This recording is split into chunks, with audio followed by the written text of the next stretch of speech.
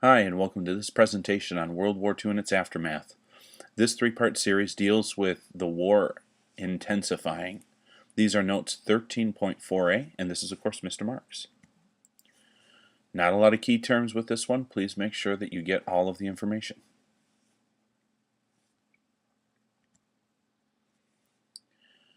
For many years, Winston Churchill had been the only voice against the Nazi threat. In 1940, he would rally the British to fight on. We shall defend our island, whatever the cost may be. We shall fight on the beaches. We shall fight on the landing grounds. We shall fight in the fields and in the streets. We shall fight in the hills. We shall never surrender. That's from a radio address on June 4th of 1940. Winston Churchill becomes Prime Minister of Great Britain during this time of its greatest need. Neville Chamberlain's idea of appeasement had fallen by the wayside, and Churchill, who had been warning against Nazi oppression this entire time, steps up as Prime Minister. Now, I've mentioned before I have many favorite people through the course of history, but Churchill definitely takes the cake for me. He really knew what he was talking about. He had an amazing ability to speak to the occasion and just rally the British people in this really dark hour.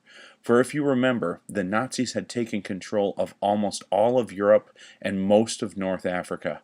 Japan had been unstoppable in the Pacific. The only person or the only country which was sided against them at this point was Great Britain. The Nazis knew this, and Hitler wanted to take Britain itself. So beginning on August 12th of 1940, German bombers began a daily bombardment of England's southern coast. For almost a month, the British Royal Air Force, the RAF, valiantly battled the German Luftwaffe, which is the name for the German Air Force.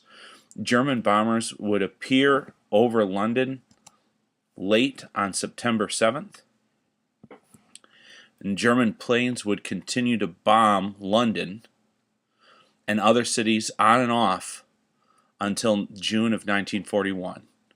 But as much as Hitler hoped that this was going to destroy British morale, the British people rallied behind these RAF pilots. British civilians would send their children to countryside homes or other sorts of places. If you've seen the Narnia movies or read the Narnia books, the children are sent off to country estates for their own protection during this bombing. People would go about their normal lives during the day. But the moment that the bombing would start, they'd hide out in shelters, these underground tunnels and such. And then once the bombing raid was over, they'd come back out, almost in defiance of what the Germans were trying to do. And the RAF was not a well-manned group. These were it was anybody who knew how to fly a plane was drafted into this, and they fought tirelessly in order to stop these bombers from coming across, to the point that Winston Churchill will end up saying, "Never in the field of human conflict was so much owed by so many to so few." On the other side of the war, on the other side of Europe, Hitler makes a fatal error in most people's minds. In June of 1941, Hitler will embark on Operation Barbarossa.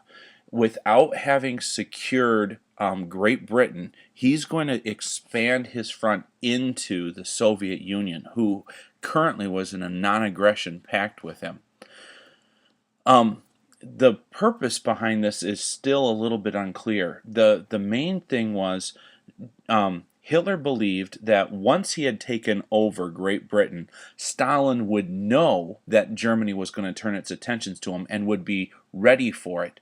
Because Great Britain had not fallen as quickly as Hitler wanted, Hitler decided to use this as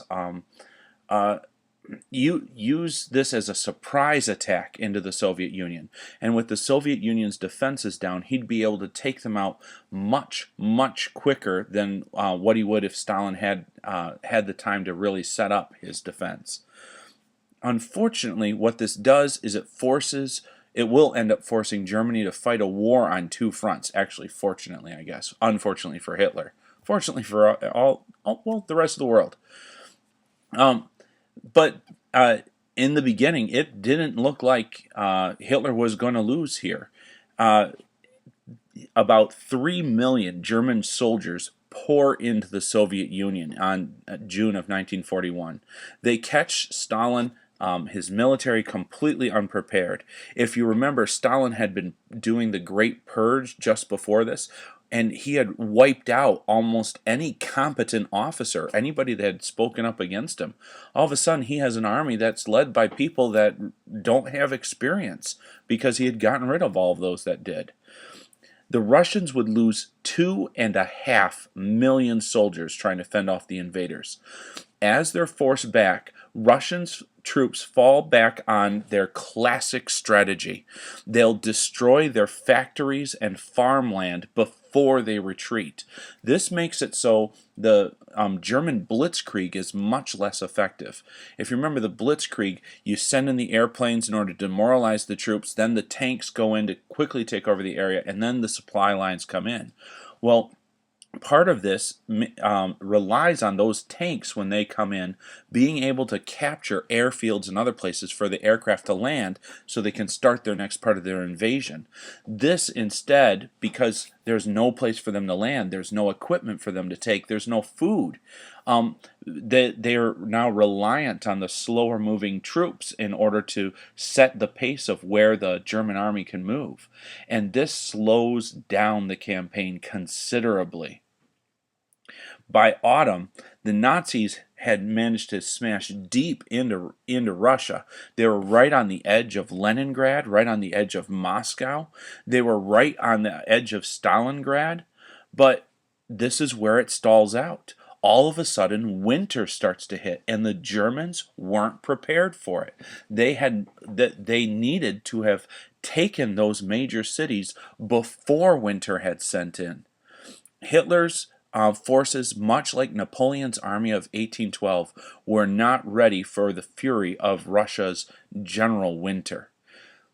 This is not a surprise to the rest of the world, Hitler's backstabbing move on Stalin.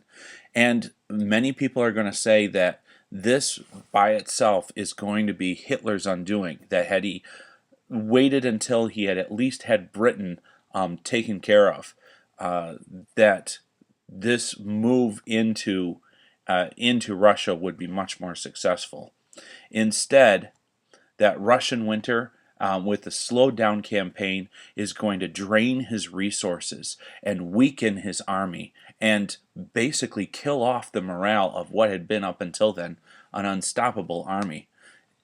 Literally, they were stopped right outside of these cities that they had wanted to take control of.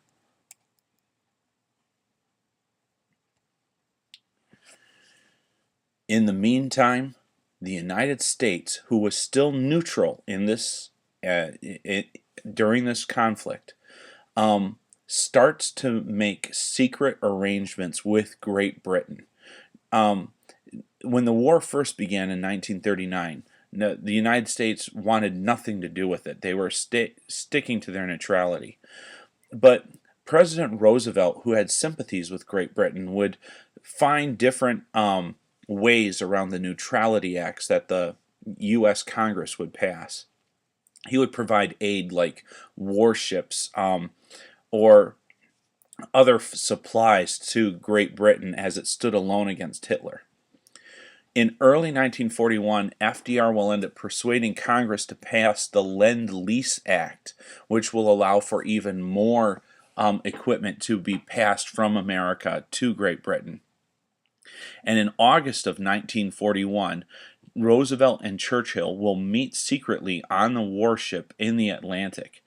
Here, these two leaders issue what's known as the Atlantic Charter. It sets the goals for the war, one of which is the final destruction of Nazi tyranny. And it sets up what it wants the post-war world to look like. In a lot of ways, these were similar to Woodrow Wilson's 14 points that he had set forth before the end of World War I. Basically, they wanted to pledge their support for the right of all peoples to choose the form of government under which they will live. And they called for a worldwide permanent system of general security. Now, the United States had not yet entered into the war, but it was clear to many people that as to what side they would come in on should an event trigger their involvement.